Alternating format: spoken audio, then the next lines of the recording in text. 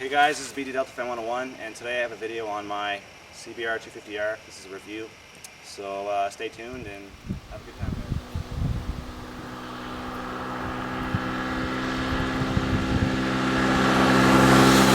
Alright guys, this is my CBR250R 2013. It's brand new. I've put in about 2,175 kilometers on it myself now, and I feel it's about time I give it a review because I've taken it on the highway, I've taken it on twisty roads, and I've taken it in town, so I've gotten quite a feel on the bike and how it reacts. So yeah, this is going to be it. Anyways, first off, I'm going to talk about appearance of the bike. As you can see, it's a very, very sleek looking bike. I already mentioned that in my overview video, but I'm going to mention again because I really do think that Honda did a great job streamlining the bike, making it look very, very sleek, very modern, I guess, compared to something like the Ninja 250R. My friend has one, and although they do look nice, they are a bit wider, a little bit bulkier. I still think that the overall roundness of them makes it not look as nice as this CBR does. So I'm going to take the camera over to the front and show you really quickly what it looks like.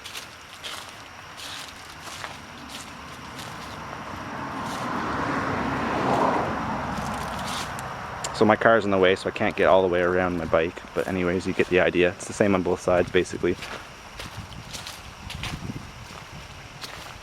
That crumpling sound is all the leaves. It's fall here, so everything's starting to fall off. Anyways, everything looks really nice. Even the back fender isn't too bad. It's not as large as some of the other bikes out there that have the fender on them. I could get the fender eliminator kit to make it look a little bit sleeker, but nonetheless, I still think it's pretty nice. So here's a bit closer up look of the bike.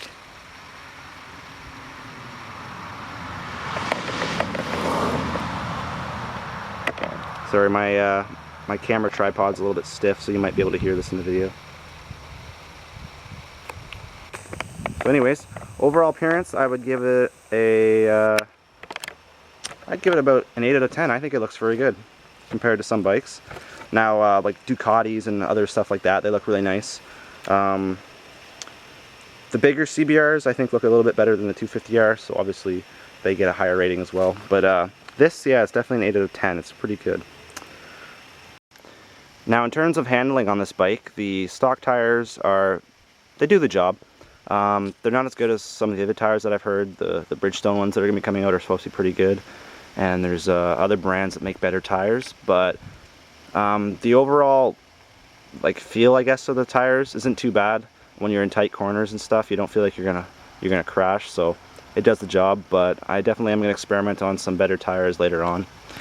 They're not the widest tires in the world either, obviously. If you're looking for a big 650R feel, you probably won't really get it from this. They're not small by any means. I think they're 170s, but nonetheless they are, or they might be 110s. Either way, they're definitely not huge, but they still do the job and they look pretty nice.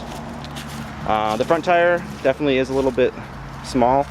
You can see right there it looks a little bit thin, so it's kind of a giveaway that it's a smaller bike.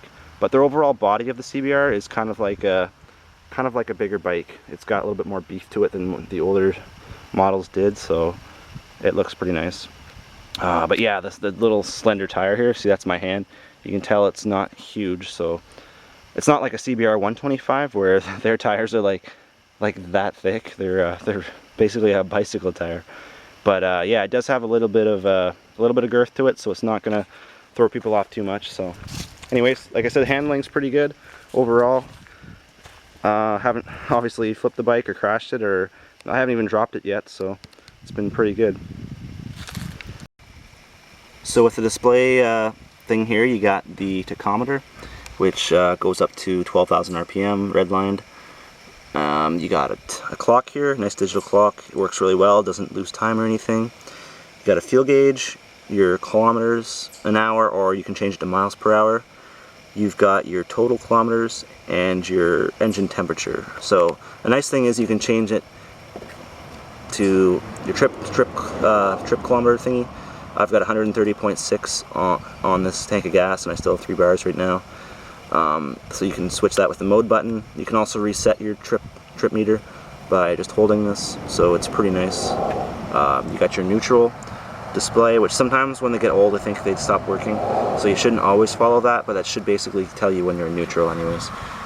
So that's your overall display. You get your blinkers, your low oil, and you also have a high beam indicator here, so when I flick it on and off you see it goes off, so that's pretty useful. Overall the display is very nice. You got your engine kill switch here, so now it's on, goes through its little startup thing, turn it back off. Your ignition and you're on, so you have off, now the display goes off, and you also have lock mode so that the handlebars can't really be turned, so that's kind of nice too, so people can't steal it as easily. So you got your clutch here. It's a very soft clutch. I felt the 250R and they're very stiff, so this is a little bit better in that aspect. I thought it was easier to handle. There's your high beam and low beams.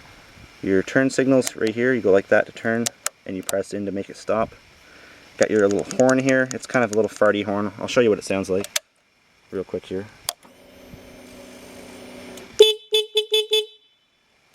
So as you can see, it's kind of a girly horn. It's not the coolest in the world, but nonetheless it makes people know you're there. There's your ignition switch, your throttle, and your front brake. And your rear brake is right there, this little lever here. So yeah, everything's in a very comfortable position. It's not a sporty feel to the bike. It can be if you get in like a tuck position, but you can still ride it like a very upright bike, so it's very comfortable. One thing I dislike is obviously the windshield really doesn't block much wind. It's pretty useless. And the mirrors itself I find aren't very good. I can never get to see past my arm really. It's always in the way. I have to always move either this way really far or that way really far to see in the mirrors, depending on which way I'm looking. So I really don't like them. I also don't like the look of them overall. They just look odd. They don't look like they belong on the bike, so that's something I wish Honda would have changed. The blinkers, they're good. They stick out a little bit farther than the 250R Ninja. So, and they got a little bit flex to them if they rub off something for whatever reason. It shouldn't break. But they're nice and big so people can see them pretty easily in the daylight. So they do a good job. The front lights, very aggressive looking. Obviously it's a front light. The low beams on this isn't very good. So if you're driving a lot at night and there's a lot of traffic, it's going to be a little bit awkward. But yeah, the high beams work fine, so it's good. Yeah. The fuel tank on the CBR250R is pretty good. I believe it's 13 liters or something like that, or 4 gallons or whatever in the US terms. All you really do is you pop this up, put your key in, pops off, fill it up with premium or whatever you decide to do, and it only takes about $13 for me to fill, so it's very cheap. That's from empty, completely empty to full, so it's very, very economical, very cheap on gas. And to pop it back on, you just press down and the key will turn by itself, and then you just flick this back down and boom, it's good. So you can get about, I got about 300 kilometers on the tank once. Other people have told me it's a little bit more fuel efficient than that, but I haven't really pushed it that far, and I've always filled it at like 275 or so. So I don't really know how far I can get exactly, but yeah, that's pretty much what I've been doing. Top speed on this thing, I believe, is about 100 miles per hour, so 160 some kilometers an hour. I've pushed it to 151 so far kilometers an hour, so that's 93 miles per hour, and I felt like I was going to die, so I stopped. But I really do want to try and see if I can bridge the 100 mile per hour mark. But overall, it'll handle highways and anywhere you go fine, so it shouldn't be an issue how fast it can go. So yeah. To sit on the bike, the overall cushion of it is very, very comfy. It's not as hard as this Ninja 250. It's a very, very soft leather, and the back seat I'm sure wouldn't be that comfy if you sat on there for long periods of time.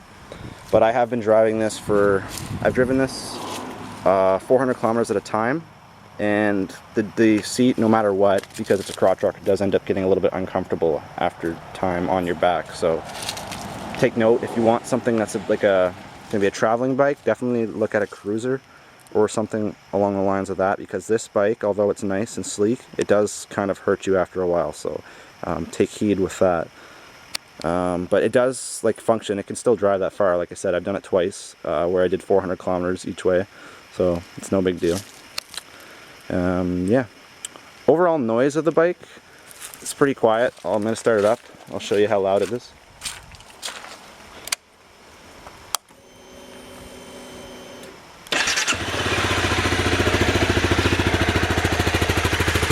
As you can see, not very loud. Idle's very quiet. Here's the throttle.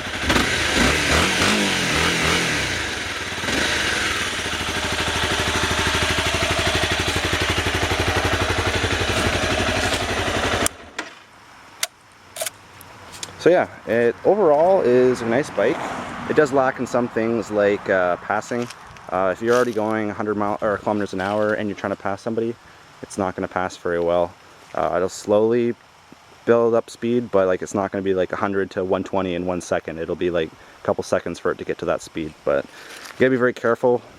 But overall, it's nice, good fuel efficient bike, comfy to sit on, good starter bike. I've learned a lot from it. I've screwed up gear changing a lot when I first started, and I didn't die and I didn't pop any wheelies, so it's definitely a good thing to get if you're just getting into biking and you're a little bit concerned with a 650 or something like that. So I do recommend it.